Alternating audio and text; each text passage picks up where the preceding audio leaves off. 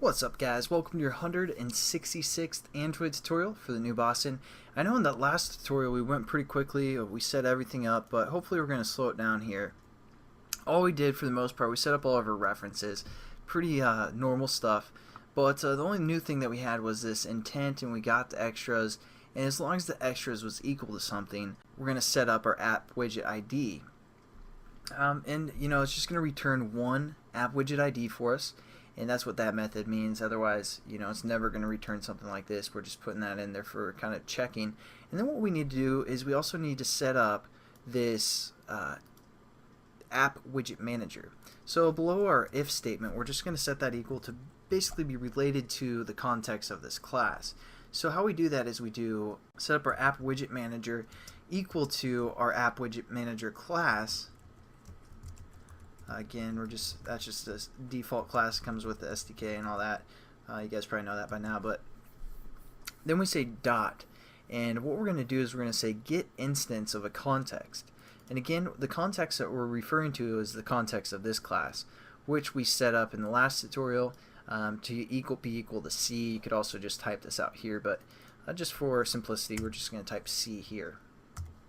So that kind of builds a bridge for App Widget Manager to relate to this specific class. And now what we're going to do is we're just going to set up, you know, our onClick method according to what we want to happen. So we're just going to, you know, create a string, call it E, and this is going to be equal to our info or edit text, called info I should say, and then just get text to string. Again, nothing new. And we're just going to set up the string for this one, and then we're going to get into opening another activity. So this is kind of similar to what we have done previously, but let's give us a little space to work here. Again, we need to set up a remote views, and we're going to call it V, and we're going to set this again equal to new remote views, and then we're going to refer to the context. Again, we define that variable called C, and we're just going to say get package name.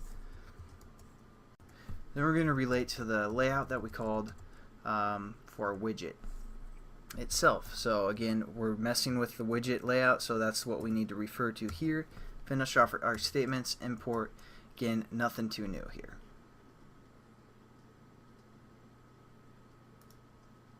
And we have we're getting an error because again, this onClick method, you know, gives us a view to work with, and they call that view. So we're just going to change this to views. Whatever, that works. Then what we're going to do is we're going to again just say views.set text view text, and we refer to the ID again, r.id.text view is configure input. This is what that first text view is called. All we're going to do is pass in, you know, whatever our string is from our edit text. So yeah, pretty much the same as what we've done in the last tutorial. This one's going to be a little bit just kind of a review as well, but we're going to get into something new, something a little bit new that you guys need to realize when you make one of these configuration things, classes. So we're just going to refer to our again app widget manager, and we're just going to say dot update app widget, and we refer to the ID, which we called AWID again, and the views, which we called views as well, so we don't have to change that one. And there we go, we basically updated our app, and the only other thing we need to do is we gotta say finish, because again, we want this activity to finish when you know, when they hit that button. So that's pretty much the core concept of probably this tutorial. Again, we just kind of did it a little bit different, referring to a context, get instance of the context here, since again, if I switch over to this class, we don't actually get the context like we do with the update method, so we have to kind of create it to relate to this class.